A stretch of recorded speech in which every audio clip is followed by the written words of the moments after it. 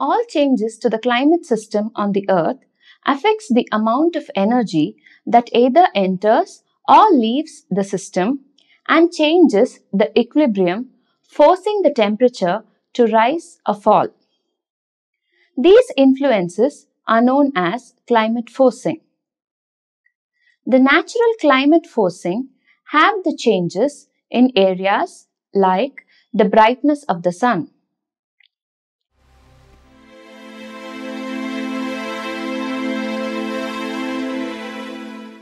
Evidences of presence of melancholic cycles are visible on the Earth.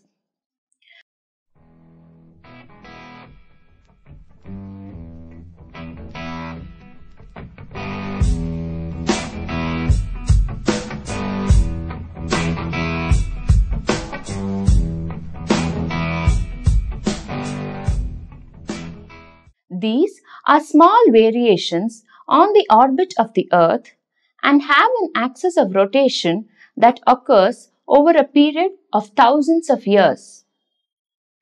We have other kinds of particle pollutions like aerosols, which are all man-made.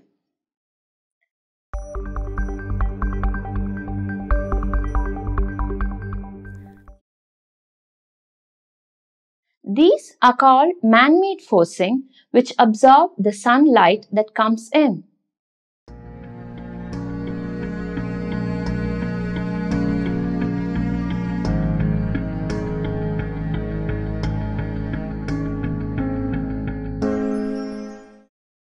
Other factors like deforestation change the manner in which the surface of the Earth reflects and absorbs sunlight.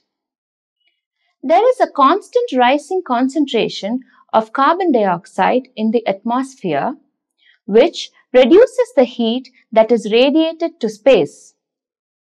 Thus, a forcing can result in feedbacks and either intensify or weaken the initial forcing. A good example of a feedback is the loss of ice at poles, which makes the entire radiation less effective.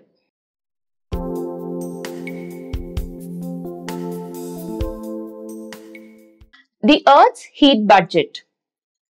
What is Earth's energy budget?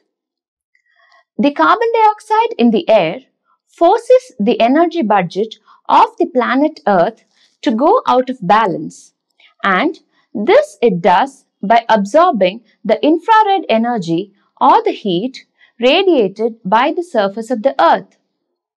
The thermal infrared energy is absorbed with an extremely high wavelength. In fact, this is incomparable with other gases like water vapor, which are also part of a higher energy spectrum.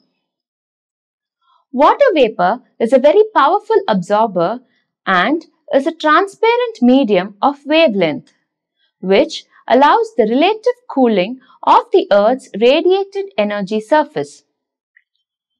Since water vapor is transparent, it is like a window to the atmospheric energy, and this window is very crucial to wavelengths of 10 micrometers. When the wavelength is around 8 and 14 micrometers, then the transparency is partial and not total. So, in short, the outgoing thermal infrared energy is absorbed by the most abundant greenhouse gas, which is water vapor. So, this means that the Earth absorbs around 70% of the solar energy, but does not let out an equivalent amount of heat. This creates an imbalance, and this is what the Earth's heat budget is all about. Climate change and energy budget. The surface temperature of Earth does not create an imbalance and change instantly due to the concentration of greenhouse gas. It takes an eternity for the impact of such a change to be felt. This creates a lag, and this is seen in the manner in which the global ocean gets heated up. Climate thus gets a thermal push, which warms the surface and results in a slow but steady change of climatic conditions. The greenhouse gases are known to create an imbalance of energy, and this is going to continue for some time. There will be a sudden increase in the radiated heat when the temperature of the Earth's surface increases. The climate change would stabilize when the concentration of the greenhouse gases stabilizes. Until then, the absorbed solar energy would be greater than the thermal infrared energy that is released. Causes for changes in the Earth's balance. There are many things that change the balance between the outgoing and the incoming energy in the entire climatic system. These are called forcing. There are, as mentioned above, two kinds of forcing, natural and man-made. Volcanoes form natural forcing, while air pollution and greenhouse gases form man-made forcing. Earth has a powerful climatic system. The land, atmosphere, and the oceans absorb all the solar power and warm the entire Earth system. It is said that around 240 watts of solar power per square meter is absorbed. 1 watt is 1 joule of energy per second. This results in melting ice and snow, accelerating the rate of evaporation and increasing the process of photosynthesis. This results in a change in the Earth's balance.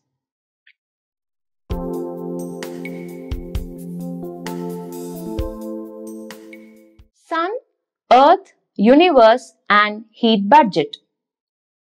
The Sun does not actually heat the planet evenly.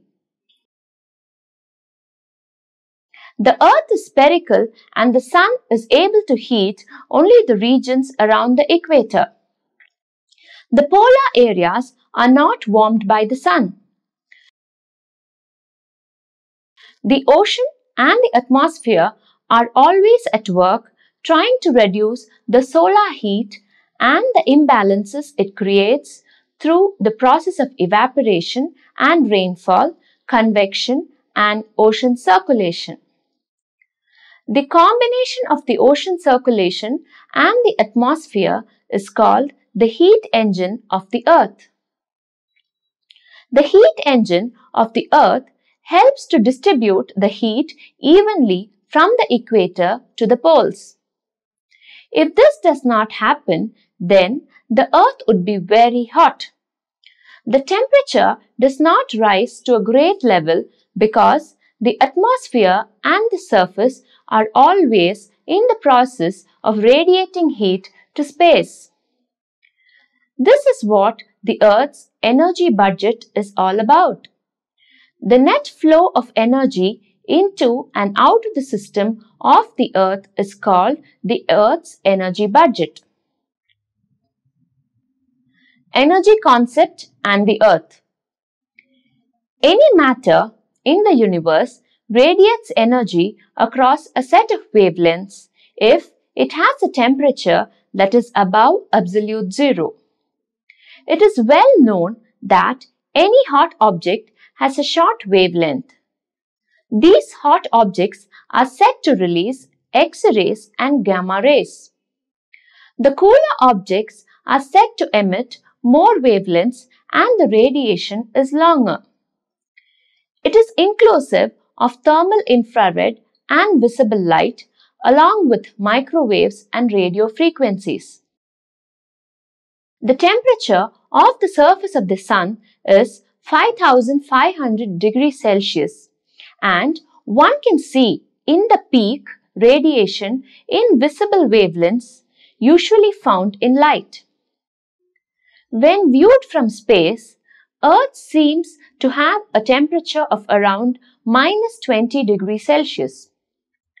It radiates a kind of energy that ends in the thermal infrared wavelengths. Sun and the heat conditions on Earth.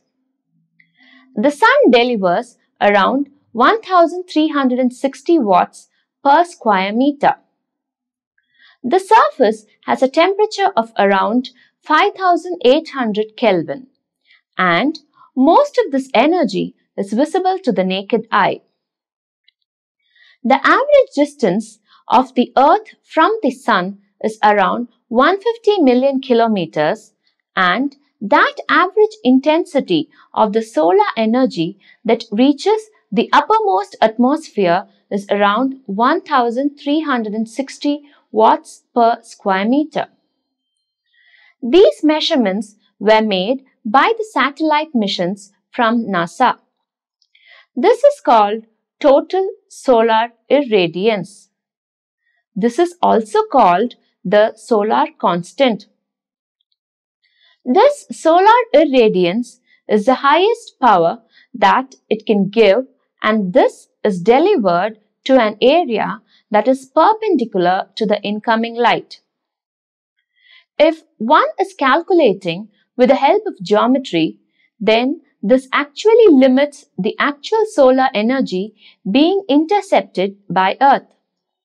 Thus, only half the Earth is always lit by the Sun and not the other one. This, in turn, reduces the solar irradiance.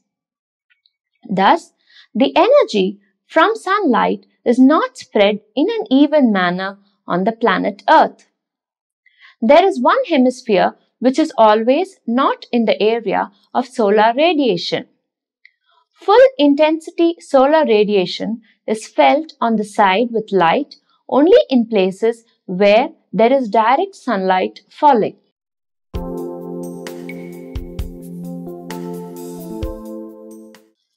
Facts about the solar radiation. There are some facts and interesting observations of the solar radiation. Solar radiation, the maximum power. Solar radiance is the maximum power delivered by the Sun on Earth. The Earth is spherical and thus gets the full impact of the solar radiation only in areas where sunlight directly falls. At other angles, the light is at an angle. The decrease in the angle of illumination as the latitude increases brings down the radiance of the Sun. Thus, latitude and time is dependent on the amount of solar radiation received at the surface of the Earth. The angle of incoming sunlight affects the time of the day. The amount of sunlight on the top of the surface of planet Earth is around 1/4 of the total radiance and is around 340 watts per square meter. When the incoming flow of radiation from the Sun and the outgoing flow of heat to space are in balance, then the Earth is said to be in radioactive equilibrium. Imbalance in heating. Around 340 watts per square meter of radiance is an average accepted globally. Solar illumination is dependent on time, space, and position of latitudes. We assume that the imaginary axis on planet Earth is slanting, thus leading to an imbalance in heating, with the areas near the equator getting more heat than the ones on other sides. If the axis had been an imaginary vertical one, then there would have been no heating imbalance. Thus, indirectly, the energy received by Earth each day is dependent on latitude. The highest inputs are during high latitudes in the summer season when there are long days. Some latitudes at the poles get no light at all in winter. The southern hemisphere gets more energy in the month of December than the energy that the northern hemisphere gets in June. Thus, even if there is lot of illumination At the poles in the summer season, the incoming light is represented by sea ice and bright white snow, thus bringing down the potential of solar heating. Earth heat budget and net heating. Thus, it is seen that there are a lot of differences in the illumination of the solar energy and the net heating. At any point on the planet, net heating would be the difference between the amount of sunlight received and the amount of heat radiated by the Earth. Thus, there is a surplus of energy in the tropics as the amount of sun received is more than the amount radiated. Similarly, there is a deficit of annual energy because the amount of heat radiated in space is more than the amount of absorbed sunlight. In these conditions, areas near the equator get around 200 watts and those near the poles had more green and blue radiations than they absorbed.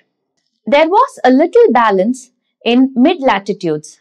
Thus, there is a kind of heat engine that is formed due to this heating imbalance between the poles and the equator. This is under the concept that the climate is an engine utilizing heat energy and keeps the oceans and the atmosphere in motion. Convection, evaporation, winds, rainfall, and ocean currents are part of the heat engine of the Earth.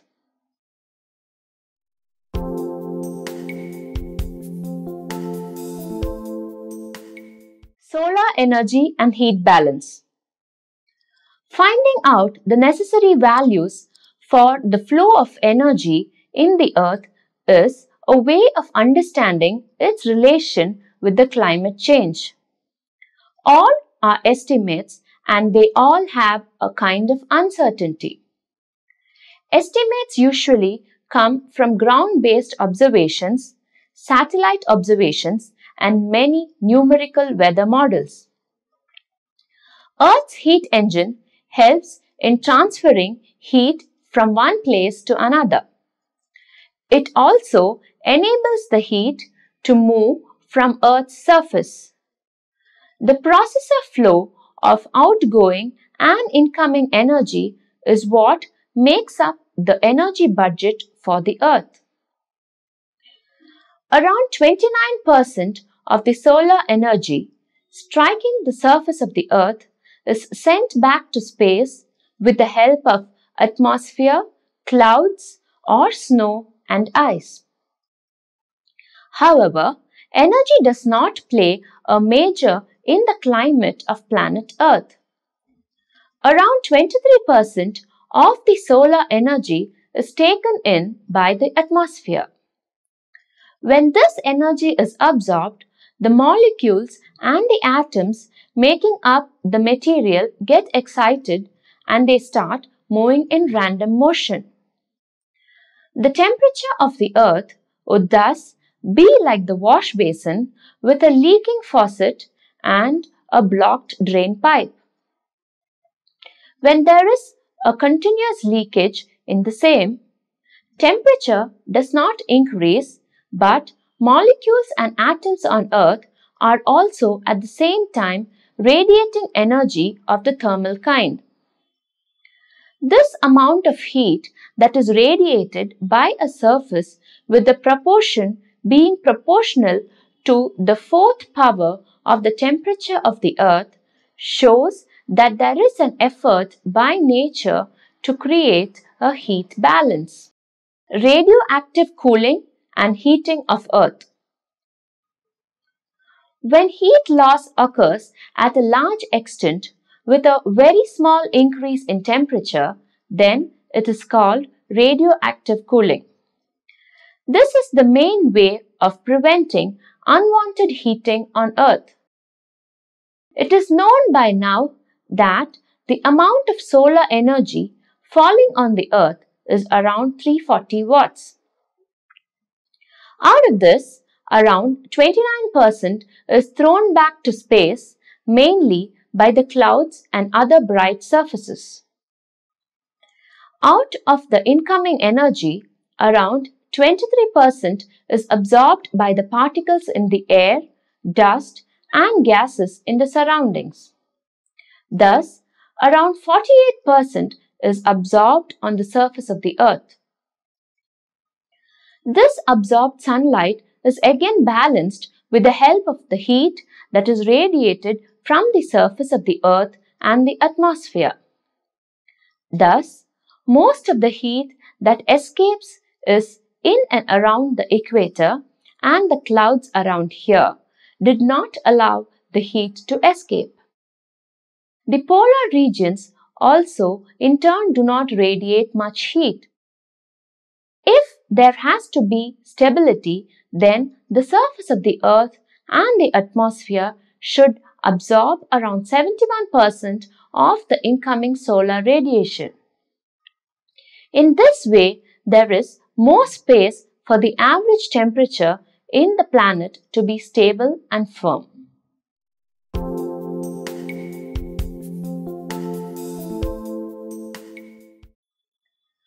Surface energy budget. The climate system of Earth manages to balance the energy budget. We have to look into all the processes that occur at the three levels.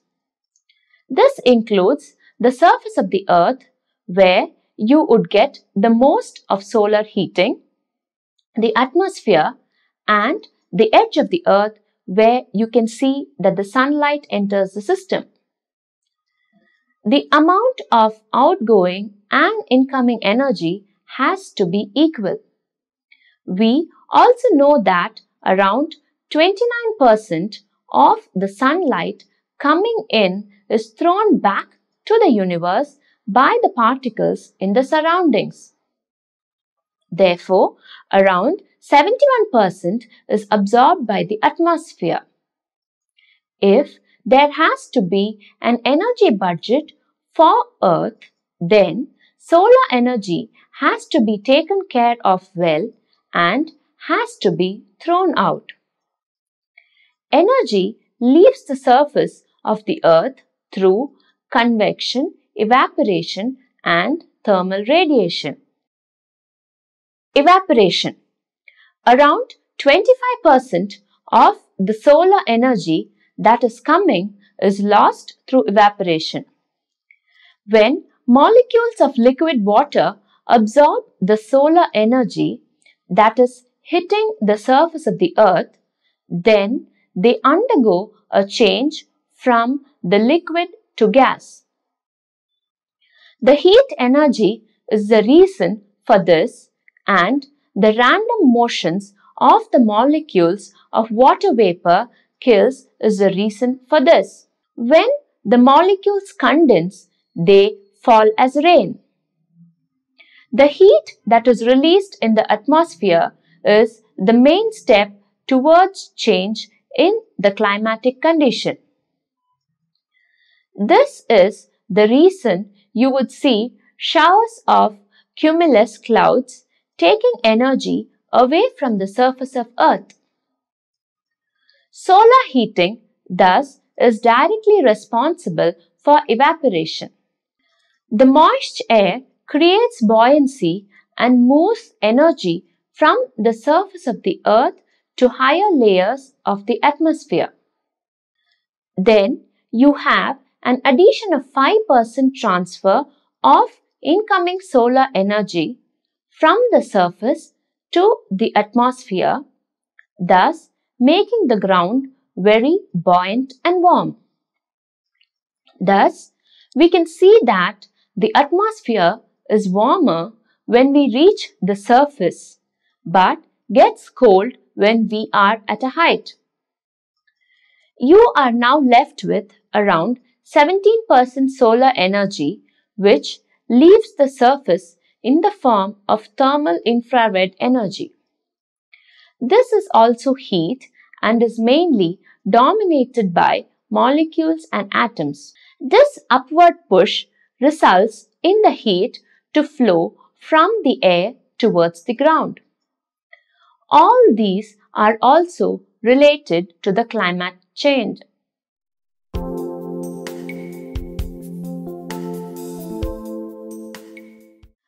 The energy budget in atmosphere. It now becomes imperative that we find the right values for the manner in which the energy has to flow in the planet. So, it is important to understand its relation with the climatic changed conditions. There is a lot of heat on Earth. The heating capacity of the Earth helps in transferring heat from one place to another. Flow of energy in the atmosphere has to be monitored and balanced by a certain flow of energy. Atmosphere is said to radiate thermal infrared energy, which is equal to 59% of the total solar energy. If it is radiating so much, it should also be absorbing that much. Where does this energy occur? Water vapor, clouds, aerosols have been directly part of the incoming solar energy. If the total flow of energy is equal to the thermal infrared radiation, then the remaining fraction of airflow should be coming from energy. Greenhouse gases and Earth's heat budget. The major gases in the atmosphere are nitrogen and oxygen, and they allow sunlight to pass through. They can also allow threaded in case they are transparent. But carbon dioxide, water vapor, methane, and some gases are not dependent on the transparency of the substance. The total percentage radiated by the sun is 17%. There is around 12% radiated. The difference in the two is around 5 to 6%, and this is what is sent back to the atmosphere along with the greenhouse gases. This is what is called the heat budget of the Earth.